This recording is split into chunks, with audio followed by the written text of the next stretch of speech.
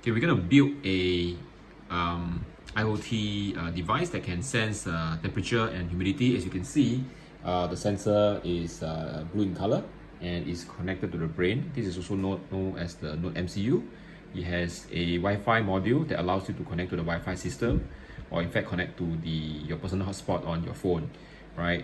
And is pinned down to the breadboard. As you can see, that is white in color here. So this is the breadboard. This is the brain, right? Or NodeMCU together with the Wi-Fi antenna over here. They look like the cursor top, and then you have the very nice blue color humidity and temperature sensor that is also inserted into the breadboard. Okay, right?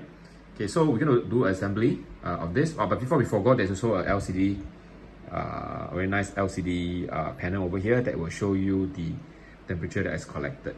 All right. Okay, so this is how it's going to work. So first of all, okay, the NodeMCU or the brain has been inserted into the breadboard. Okay, and the next thing we're going to do is to try and insert this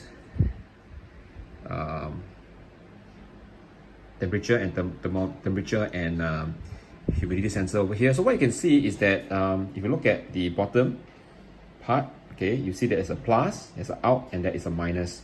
What does that mean? Plus refers to the terminal or the connector to the power source.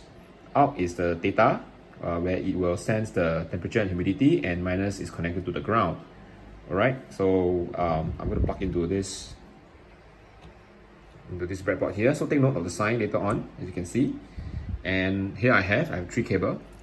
I have the red, the black, and I have the white one as well. So you will have guessed that the red would have gone to the positive here. Okay, so you can plug into any of these holes because they are all connected. All right, so I'm going to plug to the last one here. Now it's important that you plug into the right pin, okay, or the right hole. Okay, next thing I'm going to do is to plug the white color to the data line, which is out. Okay, sometimes it says data, sometimes it says out. And then I will plug the last one, which is ground, okay, where the voltage will return to the last one. Okay, now sometimes you realize that you may get different sensor that may be configured slightly different, like this one over here. Okay, you realize that the ground is on the left instead of being on the right. Okay, whereas the data line is actually almost certainly in the middle. Sometimes you can get 4-pin sensor, sometimes you get 3-pin sensor. This is a 3-pin sensor over here. So once again, take note that the black is over here for this sensor, whereas for this sensor here, the red actually is on the left, and the right is reserved for the ground cable. All right, so once we're done with this, what we're going to do next is to connect this the other end of the red cable to a power supply point, which is in this case 3.3 volt. Let's look at where the 3.3 volt is, right on this brain over here. Okay, so the 3.3 volt actually is located over here. Okay, it's over here. All right, you're gonna look at it on your own. Just make sure you connect it properly, otherwise it will burn your sensor. Okay, the next thing I'm going to connect is my ground cable. From here, I'm going to connect the ground cable to over here on the left hand side. Okay, so there's a ground cable connected. Ground cable, let's connect it. Okay, so okay, this is the positive and this is a negative. And the last one we need to connect, you will guess it, would be the data cable. So based on my program, I have decided to connect it to delta 4, right? D4. Okay, you see there's a D4 over here. Okay, this is D4, D4, all right? And let me plug it in. Okay, so this is less harmful. If you plug into the wrong pin, that's fine. Okay, nothing get burnt, but your plus and minus should be plugged in correctly. Otherwise, you will really burn the sensor. So I think I'm plugged in very nicely on the D4. And if you look closely over here, okay, it's plugged to 3V3, and the black one is plugged into ground, or GND. Okay, 3V3 and GND over here. All right. Okay, so now we are done with this, and don't forget we still have one more component to add on, and that is your LCD panel over here. Now, LCD panel consists of 4 terminals. It comes in 4 colors. One is red, black. I think you guess what they are for. They are for supplying the power to turn on the LCD panel. And of course, you have the data cable over here. You have known this from working with the temperature sensor. And then finally, you have the brown cable, right?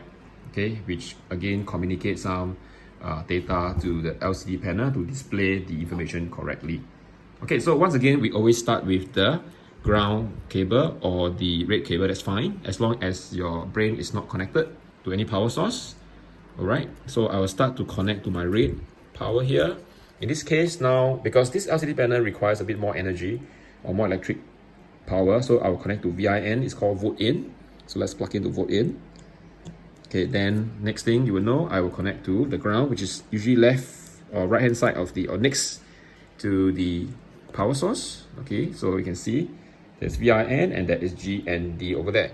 So what do I do with the brown and the white cable? So if you look over here, you realize that the brown goes into D1 and the white cable is going to D2. So let's put our white cable first into D2. Okay, that's D2. There you go, D2. And finally, we have the brown cable. All right, we'll go into D1. Let's look at D1. Okay. There we go. So we are all plugged into D1. Okay, so these two cable, okay, belongs to the panel. Okay, so once we are done, we can actually upload the program onto the brain over here through this connector, which is your very common USB, mini USB connector, which you usually use to charge your phone or to charge your power bank. All right, so this is the program that I'm going to upload over here. Okay, so you can see why I say D4 is for the temperature sensor over here, because I program it as D4. The rest are more or less defaulted, okay, based on the library. And this is generally how the program would look like, quite nicely over here. Okay, then you can see that it says print, all this. Okay, so this is to print to the LCD panel over here. All right, so let's get ready to upload and then print it.